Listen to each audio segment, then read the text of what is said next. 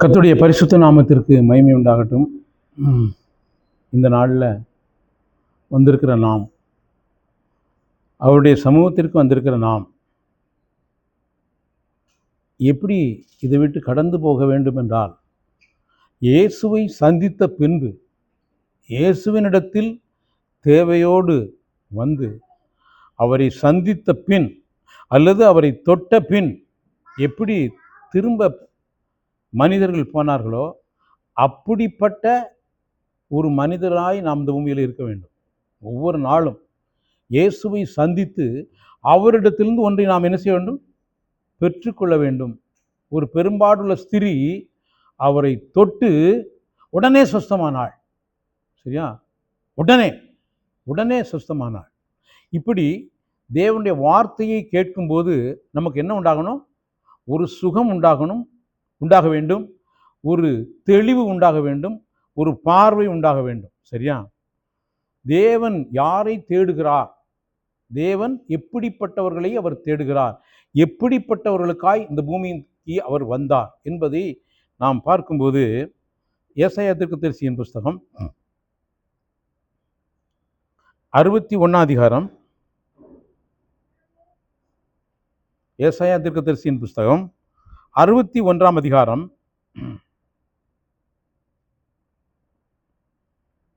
முதல் வசனம், 2வது வசனம், 3வது வசனம்,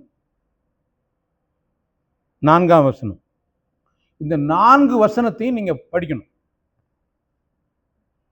இந்த 4 வசனம் உங்க இருதயம் இருக்குமானால் உங்க வாழ்க்கையில அத்தனை வாக்குத்தத்தங்களும், அத்தனை ஆசீர்வாதங்களும், அத்தனை தேவன் கொடுக்க விரும்புகிற காரியங்களை நீங்கள் பெற்றுக்கொள்ள முடியும். வாசிங்க பார்ப்போம். என் மேல் இருக்கிறார்,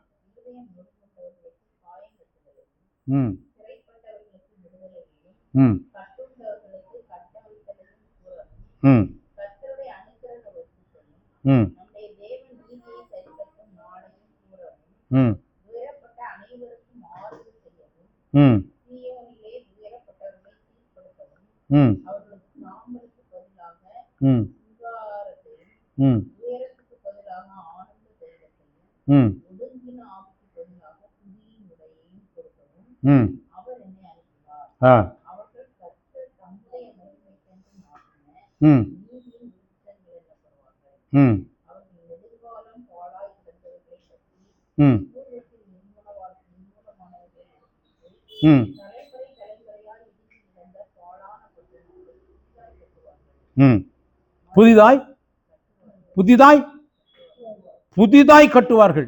எதை? பாழாய் கிடந்ததை புதிதாய் கட்டுவார்கள். இதை பாழாய் கிடந்ததை புதிதாய் கட்டுவார்கள். பாருங்க, இயேசு இந்த பூமியில் வந்திருக்கும் போது தேவாலயத்திலிருந்து இதே வார்த்தையை தான் எடுத்து பேசினார். இங்க அவருடைய வேத கொடுத்தாங்க, பைபிளை கொடுத்த உடனே அவர் தேவாலயத்தில் எழுந்து நின்று இந்த ஏசாயா தீர்க்கதரிசியின் புஸ்தகம் கொடுக்கப்பட்டது. அவர் இதே காரியத்தை எடுத்து வாசித்து பிரியமானவர்களே, இன்றைய தினம் இந்த வாக்கியம் நிறைவேறிற்று என்று சொன்னார். இன்றைய தினம் இந்த வார்த்தை நிறைவேறிற்று என்று சொன்னார். பிரியமானவர்களே, எனவே வேத வாக்கியம் என்ன செய்யும்? நிறைவேறும். வேத வாக்கியம் தான் நிறைவேறும், வேற எதுவுமே நிறைவேறாது. எந்த பிளான், நீங்க 1000 பிளான் போடலாம், நிறைவேறாது. ஆனா தேவன் வைத்திருக்கிற திட்டம் உங்க வாழ்க்கையில் என்ன என்பதை நீங்கள் அறிந்து கொண்டால் அது உங்க வாழ்க்கையில் என்ன செய்யும்? நிறைவேறும். எனவே வேதத்தை நீங்கள் எந்த அளவுக்கு நேசிக்கிறீர்களோ, தேடுகிறீர்களோ, வாசிக்கிறீர்களோ, அந்த அளவுக்கு உங்க வாழ்க்கையில அது கிரியை செய்யும். அது என்ன செய்யும்? கிரியை செய்யும். எதுவும் கிரியை செய்யாம போகலாம், ஆனா அந்த வேத வாக்கியம் கிரியை செய்யாமவே என்ன செய்யாது? போகாது. பிரியமானவர்களே, ஆனால் நாம் இந்த வேத வாக்கியத்தின் வல்லமையை நாம் அறியாமல் இருக்கிறோம். அதான் இயேசு சொன்னார், தேவனுடைய வல்லமையையும் வேத வாக்கியத்தையும் நீங்கள் அறியாமல் தப்பான எண்ணம் கொள்கிறீர்கள் அப்படின்னார். அப்போ வேத வாக்கியத்தில் வல்லமை இருக்கிறது, வேத வாக்கியத்தில் அது ஜீவன் இருக்கிறது என்பதை நாம் என்ன செய்யல, உணரல, அறியல. பிரியமானவர்களே, வேதம் என்ன சொல்லுகிறது, தேவனுடைய வார்த்தை என்ன சொல்லுகிறது என்பதை குறித்த அறிவு, தெளிவு நம்ம இருக்குமானால் நம்ம வாழ்க்கையில் அது என்ன செய்யும், நிறைவேறும். அவங்க என்ன செய்வாங்களாம், சீயோனிலே துயரப்பட்டவர்களை சீர்படுத்தவும், அவர்களுக்கு சாம்பலுக்கு பதிலாக சிங்காரத்தையும், துயரத்துக்கு பதிலாக ஆனந்த தைலத்தையும், ஒடுங்கின ஆவிக்கு பதிலாக துதியின் உடையையும் கொடுக்கவும் அவர் என்னை அனுப்பினார். அவர்கள் கர்த்தர் தம்முடைய மகிமைக்கென்று நாட்டின நீதியின் விருட்சம். என்ன விருட்சம்? நம்மெல்லாம் யாரு? சத்தமா சொல்லுங்க, சத்தமா சொல்லுங்க. நீதியின் விருட்சம். அப்ப நம்முடைய வாழ்க்கையில் என்ன இருக்கும்? நீதி இருக்கும். யாரெல்லாம் நீதியின் விருட்சமோ, நீதியின் விருட்சத்துல என்ன கனி வரும்? என்ன கனி வரும்? மாமரத்துல மாம்பழம் பழக்கும், பலாமரத்துல பலாப்பழம் வரும். நீதியின் விருட்சத்துல நீதி இருக்கும். அப்ப நம்ம வாழ்க்கையில் என்ன இருக்கும்? நீதி இருக்கும். பிரியமானவர்களே, நாம நீதியின் விருட்சங்களாய் கர்த்தர் நம்மை நட்டு இருக்கிறார். அப்போ நீதிமானை பார்க்கும்போது பரலோகம் மகிழும், நரகம் நடுங்கும். சரியா? உங்களை பார்க்கும்போது பரலோகம் மகிழும், நரகம் நடுங்கும். விசுவாசிக்கிறீர்களா? அப்படிப்பட்ட ஒரு வாழ்க்கை வாழ்வதற்கு ஆண்டவராகிய இயேசு கிறிஸ்து இந்த பூமிக்கு வந்தார். பிரியமானவர்களே, எப்படி வசனம் சொல்கிறது? ஆனா யாருக்கு இது இந்த பாக்கியம், யாருக்கு இந்த ஸ்லாக்கியம் கிடைக்கும் அப்படிங்கிறத தெளிவாய் சொல்லுகிறார். ஏசாயா 11:57 படிங்க. ஏசாயா 11:57.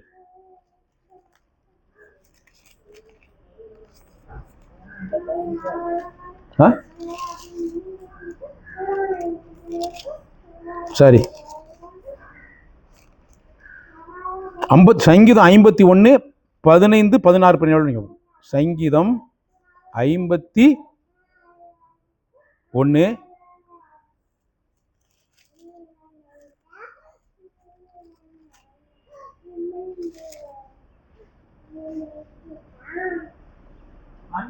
ஆண்டவரே,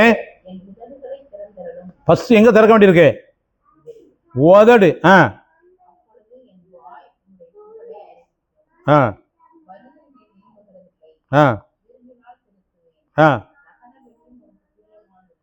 தகன பலி உமக்கு பிரியமானதல்ல, தேவனுக்கு ஏற்கும் பலிகள் நொறுங்குண்ட ஆவிதான். தேவனே, எப்படி? நொறுங்குண்டதும் நறுங்குண்டதுமான இருதயத்தை நீர் புறக்கணீர். சீயோனுக்கு உமது பிரியத்தின்படி நன்மை செய்யும். எருசலேமின் மதில்களை கட்டுவீராக. எருசலேமின் மதில்கள் பாழாய் கிடக்கிறது. அந்த பாழாய் கிடக்கிற மதில்களை திரும்ப என்ன செய்யப்படும்?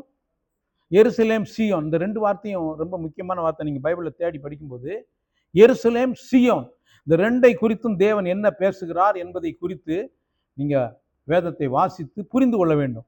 நீங்க அப்படி புரிந்து கொண்டீர்களானால் நீங்க மற்றவங்களுக்கு இதை குறித்து என்ன செய்யலாம்?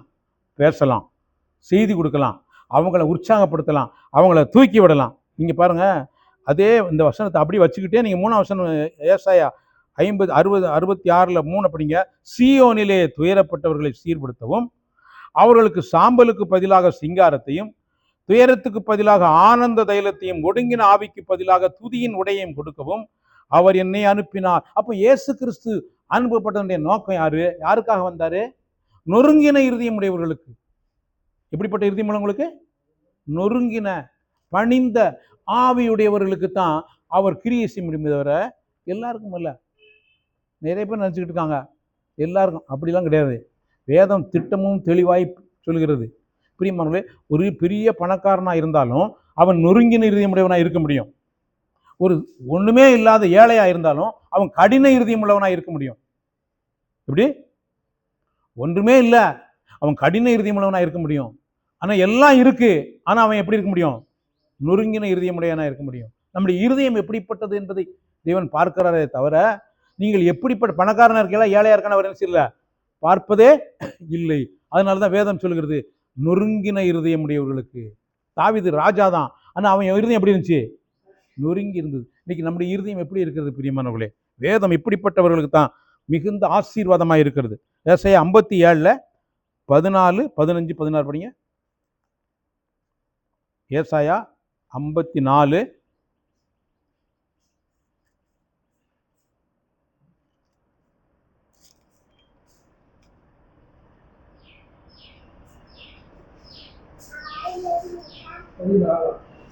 54 14 சரி 15 16 17. ம் ம் ம் ம் ம் ம் ம் ம்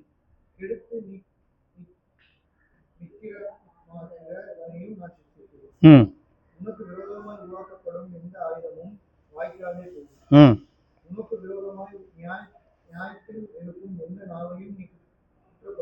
ம் இது கர்த்தருடைய ஊழியக்காரின் சுதந்திரமும் என்னால் உண்டான அவர்களுடைய நீதியுமாய் இருக்கிறது என்று கர்த்தர் சொல்கிறார். கர்த்தர் இப்படிப்பட்ட ஆசீர்வாதங்களை தருகிறார். அல்லது யாருக்கு தெரியாது தெரியுமா? 11 படிங்க. சிறுமைப்பட்டவளே, பெருங்காற்றில் அடிபட்டவளே, தேற்றரவட்டவளே, இதோ நான் உன் கல்லுகளை. அப்ப இப்படி சிறுமைப்பட்டு ஆவியில் நொறுங்குண்டவர்களுக்கு தேவன் இப்படிப்பட்ட ஆசீர்வாதத்தை வைத்திருக்கிறார். அப்போ நம்முடைய இருதயம் எப்போதும் தேவன் பேரில் ஒரு நொறுங்குண்ட, ஒரு பணிந்த ஒரு ஆவியோடு நாம் காணப்படுவோமானால் பிரியமானவர்களே, நம்முடைய வாழ்க்கையில மிகப்பெரிய ஆசீர்வாதங்களை நாம் சுதந்திரித்துக் கொள்ள முடியும். ஆசீர்வாதங்களை பேசுகிறார்கள், ஆனா அந்த ஆசீர்வாதம் எப்படிப்பட்டவர்களுக்கு கிடைக்குங்கிறத என்ன செய்யல, அதுக்கு என்ன ரூட்டு அப்படிங்கிறத என்ன செய்யல, பேசுறதே இல்லை. அப்போ சிறுமைப்பட்டு ஆவியில் நொறுங்குண்டு. பிரியமானவர்களே, இப்படிப்பட்ட ஒரு வாழ்க்கையை கர்த்தர் நமக்கு வைத்திருக்கிறார். எனவே நம்முடைய இருதயம் எப்படியா இருக்கிறது, எப்படிப்பட்ட இருதயமா இருக்கிறது? கடின இருதயமா இருக்கா, அல்லது நொறுங்குண்டதும் நறுங்குண்டதுமான ஒரு இருதயமா இருக்கிறதா? இன்னைக்கு நிறைய பேருடைய இருதயம் எப்படிதான் இருக்கு, எப்படிதான் இருக்கு, கடினமா தான் இருக்கு, கடினமா தான் இருக்கு. அந்த கடின இருதயத்தை போல இன்னைக்கு உலகத்துல எல்லா வசதி வாய்ப்பும் இருக்கு, எல்லா ஆசீர்வாதமும் இருக்கு.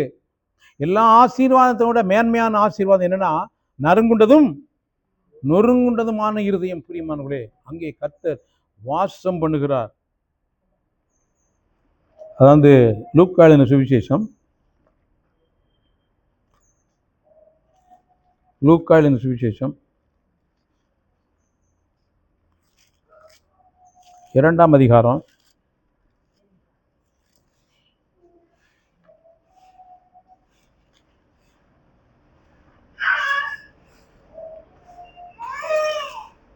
1ஆம் அதிகாரம். லூக்கா 1ஆம் அதிகாரம் 46, 47, 48.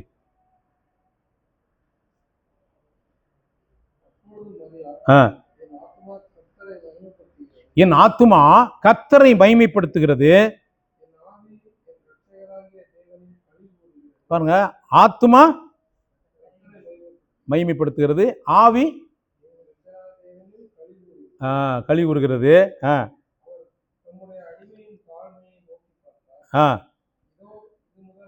இது முதல் எல்லா சந்ததிகளும் என்னை பாக்கியவது என்பார்கள். அவளுக்கு பாருங்க, அவ சொன்னா அடிமையின் தாழ்மையை நோக்கி பார்த்தார். ஒரு நொறுங்குண்ட இருதயத்தில் தான் என்ன இருக்க முடியும், தாழ்மை இருக்க முடியும். எங்கே நொறுங்குண்ட இருதயம் இருக்கோ அங்க என்ன இருக்கும், தாழ்மை இருக்கும். தாழ்மைக்கும் நொறுங்குண்ட இருதயத்தைக்கும் பிரிக்கவே முடியாது பிரியமானவர்களே.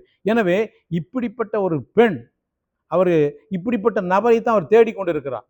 இப்படிப்பட்ட நபரைத்தான் அவர் என்ன செய்யறாரு, தேடிக்கொண்டிருக்கிறார். எனவே நம்முடைய இருதயம் எப்படிப்பட்டதாக இருக்கிறது, நறுங்குண்டதும் நொறுங்குண்டதுமான ஒரு இருதயமாய், ஒரு தாழ்மையுள்ள இருதயமாய் நாம் இருப்போமானால் பிரியமானவர்களே, வல்லமையான காரியங்களை, மகிமையான காரியங்களை அவர் செய்கிறார். வசனம் சொல்லுது, வல்லமையுடையவர் மகிமையானவைகளை எனக்கு செய்தார், அவருடைய நாமம் பரிசுத்தம் உள்ளது, அவருடைய இரக்கம் அவருக்கு பயந்திருக்கிறவர்களுக்கு தலைமுறை தலைமுறைக்கு. அப்போ நொறுங்குண்ட இருதயம், தாழ்மையுள்ள இருதயம், அவருக்கு பயப்படுகிற இருதயம் எப்போதும் 24 hours. இது நமக்கு இருக்குமானால் பிரியமானவர்களே, நம்ம வாழ்க்கையில் யாரும் உங்களை ஜெயிக்க முடியாது. யாருமே உங்களை ஜெயிக்க முடியாது. ஏன்னா கர்த்தர் உங்களோடு இருப்பார், கர்த்தர் அவர்களோடு இருப்பார். அவங்களை அவர் என்ன செய்வார்? உயர்த்துவார். அவங்களுடைய வாழ்க்கையில் நீதியின் விளைச்சல் இருக்கும். அவங்க நீதிக்கென்று கனி கொடுக்கிறவர்களாய் இருப்பார்கள். பிரியமானவர்களே, எனவே நம்முடைய இருதயம் எப்படி இருக்கிறது கொஞ்சம் சொல்லுவாங்க. நம்முடைய இருதயம் எப்படி இருக்குது? ஒரு நறுங்குண்டதும் ஒரு நொறுங்குண்டதும் ஒரு பணிந்த ஆவியுடையதா இருக்கிறதா? இது யார் பார்க்கிறா தெரியுமா? தேவன் பார்க்கிறார். யார் பார்க்கிறா? தேவனுக்கு முன்பாக இருக்குதான், மனுஷருக்கு முன்பாக அல்ல. மனுஷனுக்கு முன்பாக நான் பிரசங்கம் பண்ணவே இல்லை. யாருக்கு முன்பாக? தேவனுக்கு முன்பாக. நீங்க அப்படியானால் நீங்கள் எப்போதும் யாருக்கு முன்னாடி வாழணும்? தேவனுக்கு முன்னாடி வாழணும். எப்போதும் தேவனுக்கு முன்னாடி வாழும்போது நம்முடைய இருதயம் நறுங்குண்டதும் நொறுங்குண்டதுமான இருக்கும். அப்போ நறுங்குண்டதும் நொறுங்குண்டதுமான இருதயம் தீமை செய்ய யோசிக்கும். எப்படி? பாவம் செய்ய யோசிக்கும். துணிகரமாய் பாவம் செய்ய முடியாது. பிரியமானவர்களே, அவன் இருதயம் தேவனுக்கு எப்போதும் பயந்திருக்கும். அப்படிப்பட்டவர்களுக்கு அவருடைய பாதுகாப்பு எப்போதும் சூழ்ந்திருக்கும். அவர்களை மகிமையான காரியங்களை அவர் செய்யக்கூடியதை நாம் பார்க்க முடியும். 53 வசனம்.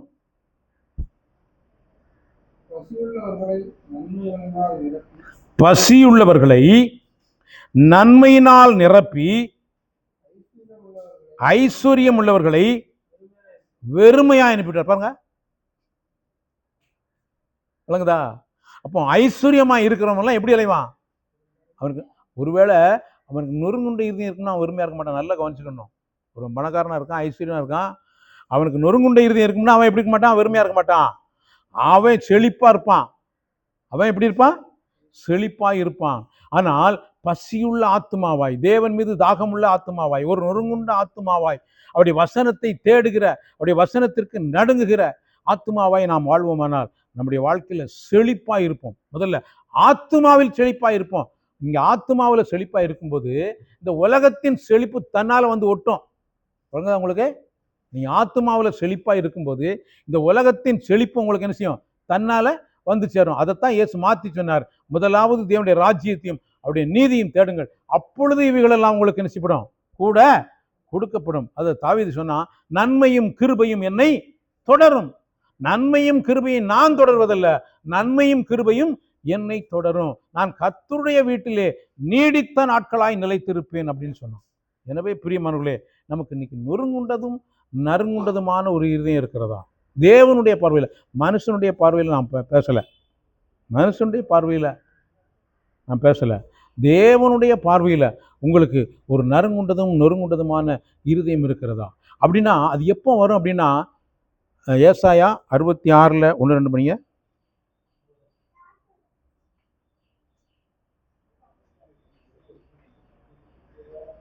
ஏசாயா 66 1-2.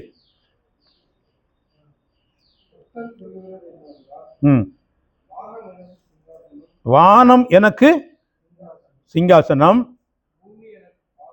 பூமி எனக்கு பாதப்படி.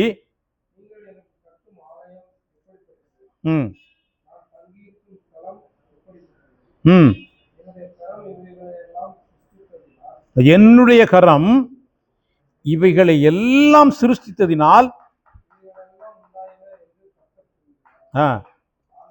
ஆனாலும் எங்க என்னது பாருங்க, ஆவியில் நொறுங்குண்டு.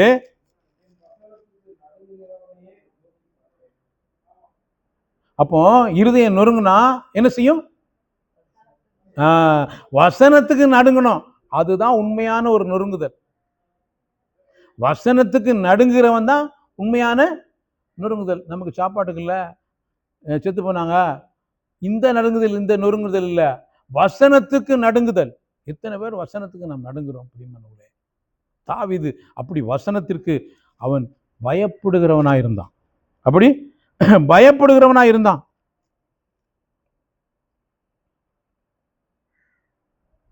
இன்னொரு வசனத்தை நான் பார்ப்போம். சங்கீதம் 119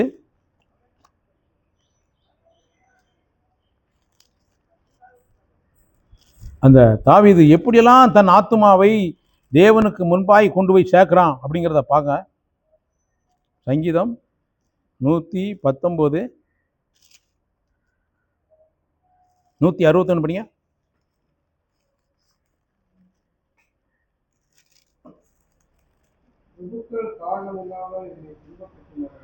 பிரபுக்கள் காரணமில்லாமல் என்னை துன்பப்படுத்துகிறார்கள்.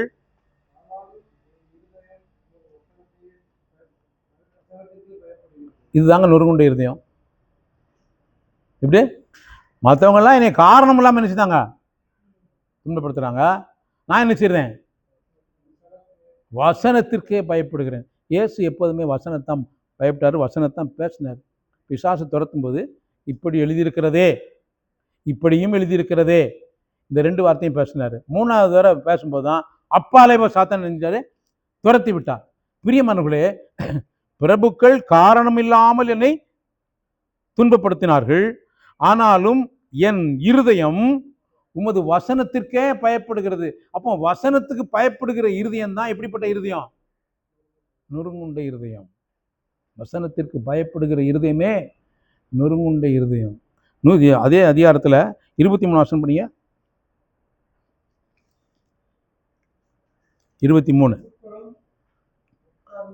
பிரபுக்களும் உட்கார்ந்து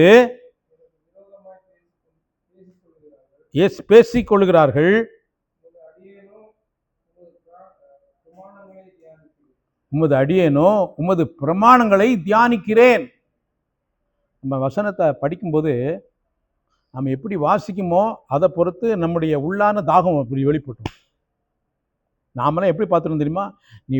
நம்ம வசனத்தை படிக்கிற வாசிப்புல நம்ம இருதயம் தேவன் மீது எப்படி வாஞ்சியா இருக்குங்கிறது வெளிப்பட்டுரும். விளங்குதா உங்களுக்கு? நம்ம வசனத்தை எப்படி வாசிக்கிறோமோ அப்போ நம்முடைய ஆவிக்குரிய உண்மையான தாகம் என்ன செய்யும்? வெளிப்படும். உண்மையான தாகம் உள்ளவனுக்கு இந்த வேத வசனம் எங்க இருக்கு தெரியுமா? எப்போதும் வேதத்தை பார்ப்பான், எப்போதும் வேதத்தை நேசிப்பான், எப்போதும் வேதத்தின் மேல் பிரியமா இருப்பான். அவனை கர்த்தர் மகா உன்னதமான உயர்ந்த இடத்துல வைப்பார்.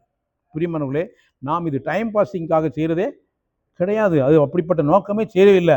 எனவே பிரபுக்களும் உட்கார்ந்து எனக்கு விரோதமாய் பேசிக் கொள்கிறார்கள், உமது அடியேனோ உமது பிரமாணங்களை தியானிக்கிறேன். அவங்களுக்கு எப்படி பதில் சொல்லணும்னு யோசிக்கல.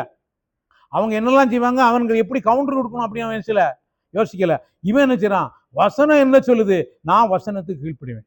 வசனம் என்ன சொல்லுது, வசனத்துக்கு நான் என்ன செய்வேன், என்னுடைய வாழ்க்கையில அதை நான் வெளிப்படுத்துவேன், அதற்கு நான் கீழ்ப்படிவேன் அப்படின்னு பார்க்கிறவன் தான் பிரியமானவர்களே நொறுங்குண்ட இருதயம் உடையவனாக இருக்கிறான். எனவே நீங்களும் நானும் நொறுங்குண்ட இருதயம் உடையவர்களாக இருக்கணும்னா எப்போதும் வசனத்துக்கு நாம் என்ன செய்யணும்?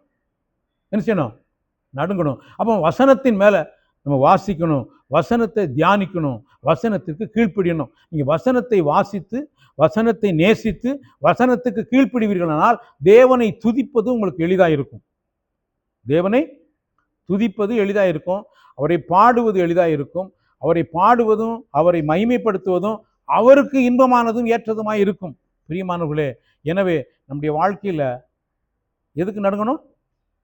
வசனத்திற்கு. அதுதான் நொறுங்குண்ட இருதயம். வசனத்துக்கு நடுங்குகிறதே நொறுங்குண்ட இருதயம். நிறைய பேர் கஷ்டத்தை வச்சு கஷ்டப்படும் போது அழுவாங்க, துன்பப்படும் போது அழுவாங்க. ஒரு ஆக்சிடென்ட்னா அதெல்லாம் நொறுங்குண்ட இருதயம் கிடையாது. அது எல்லாருக்கும் இருக்கும். எப்படி? அது கிடையாது. இன்னைக்கு தேவன் பார்க்கிறது வசனத்திற்கு நடுங்குகிறவனே நொறுங்குண்ட இருதயம் உடையவன். இந்த வசனம் நான் கீழ்ப்படியலையே, இந்த வசனம் என் வாழ்க்கையில் நிறைவேறாமல் இருக்கே, அப்படி இந்த வசனத்துக்கு நான் கீழ்ப்படிய மனதார கீழ்ப்படிய முடியவில்லையே. ஏன்னா இயேசு என்ன செய்தார் தெரியுமா? பிலிப்பியர்கள் நிருபம்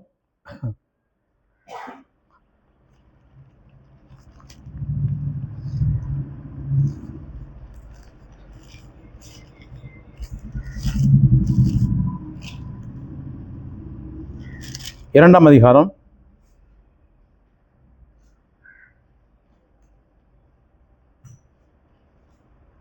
5, 6, 7, 8.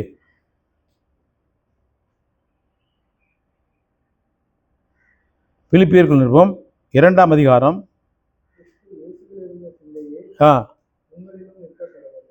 கிறிஸ்து இயேசுவில் இருந்த சிந்தையே உங்களிலும் இருக்க கடவுது.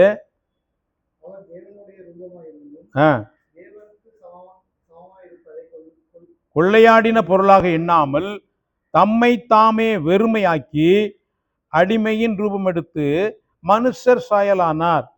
அவர் மனுஷ ரூபமாய் காணப்பட்டு மரண பரியந்தம், அதாவது சிலுவையின் மரண பரியந்தமும் கீழ்ப்படிந்தவராகி தம்மை தாமே தாழ்த்தினார்.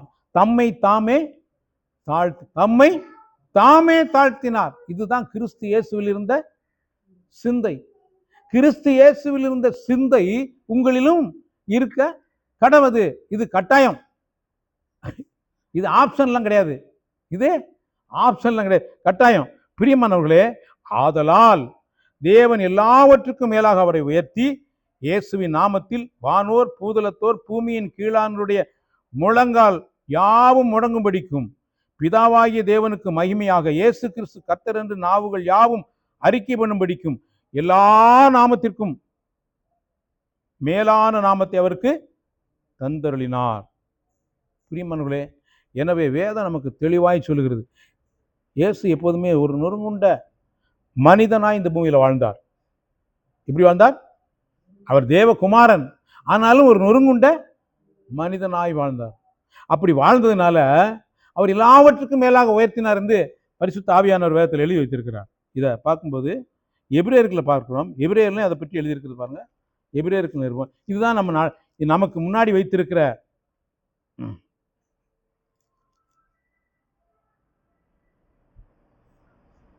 5ஆம் அதிகாரம் 7, 8, 9.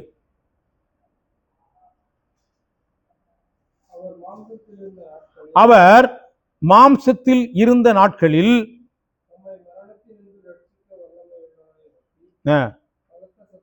பலத்த சத்தத்தோடும் கண்ணீரோடும் விண்ணப்பம் பண்ணி வேண்டுதல் செய்து, இதுதாங்க ஒரு உண்மையான நொறுங்குண்ட இருதயம் உடையவருக்குரிய அடையாளம். அவர் மாம்சத்தில், நாமெல்லாம் இப்போ எப்படி இருக்கோம்? மாம்சத்தில் இருக்குமா, ஆவியில் இருக்குமா?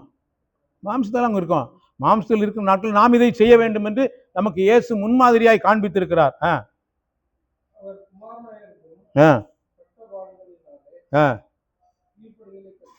கீழ்ப்படிதலை அப்போ அந்த உலகத்தில் கற்றுக்கொள்ள வேண்டிய பாடம் என்னது? சொல்லுங்க பாப்பா, என்னது? கீழ்ப்படிதல். எளிதா கஷ்டமா? அதாவது இயேசு கிறிஸ்துவோட போட உட்காரணும்னா ஈஸி. இயேசு கிறிஸ்துவை விட்டுட்டோம்னா கீழ்ப்படிதல் கஷ்டம். இயேசு கிறிஸ்துவோடு கூட நீங்கள் உட்காரணும் அப்படின்னா கீழ்ப்படிதல் எளிது.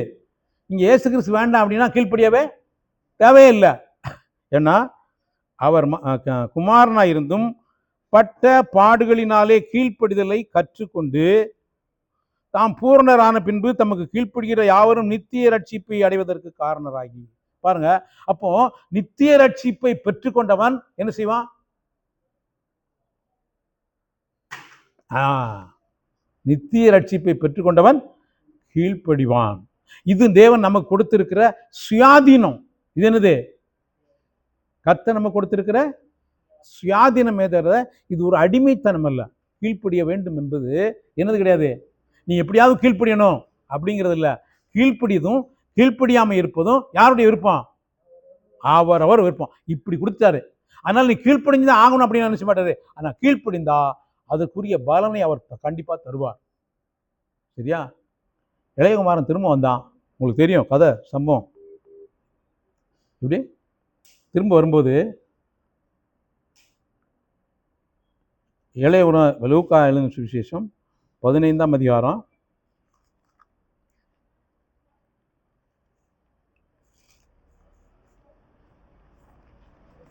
நீங்கள் நல்லா தெளிவாக வேதத்தை புரிந்து கொள்ள வேண்டும்.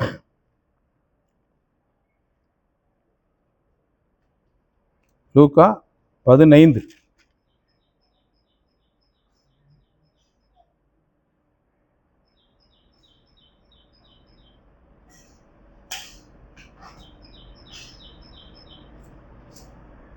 31 படியா, 15ல் 31,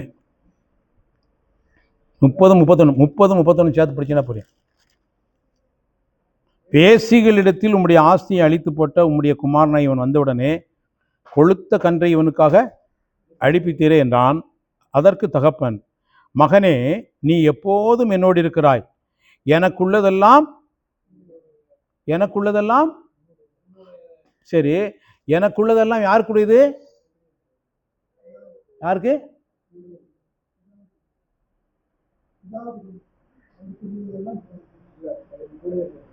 கூட இருக்க பையனுக்கு.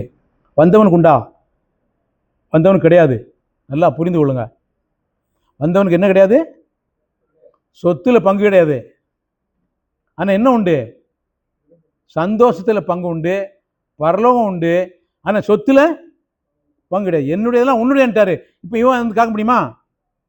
கேட்க முடியுமா? இவன் முதல்ல என்ன செஞ்சு போயிட்டான்? வாங்கிட்டு போயிட்டான். அதே மாதிரி தான் நீங்கள் இந்த பூமியில் கிறிஸ்துவுக்காக வாழ்ந்து கிறிஸ்துவுக்காக இழந்தீர்களானால் அங்கே உள்ள சொத்துல பங்கு உண்டு. பரலோகம் வரலாம், ஆனால் அங்கே உள்ள சொத்துல என்ன செய்ய முடியாது? பங்கு பெற முடியாது. நல்லா புரிந்து கொள்ளுங்கள். நல்ல சத்தியத்தை தெளிவாக ஆண்டவர் வேதத்தில் தெளிவாக எழுதியிருக்கிறார். வேதத்தில் தெளிவாக ஆண்டவர் எதையுமே மறைச்சு வைக்கல. பாவ மன்னிப்பு உண்டு, இப்படி சந்தோஷம் உண்டு, மோதிரம் உண்டு, விருந்து உண்டு, எல்லாம் உண்டு. ஆனால் என்ன கிடையாது? சொத்துல பங்கு கிடையாது. சொத்துல பங்கு வேணும்னா எப்போதும் நாம் எப்படி இருக்கணும்?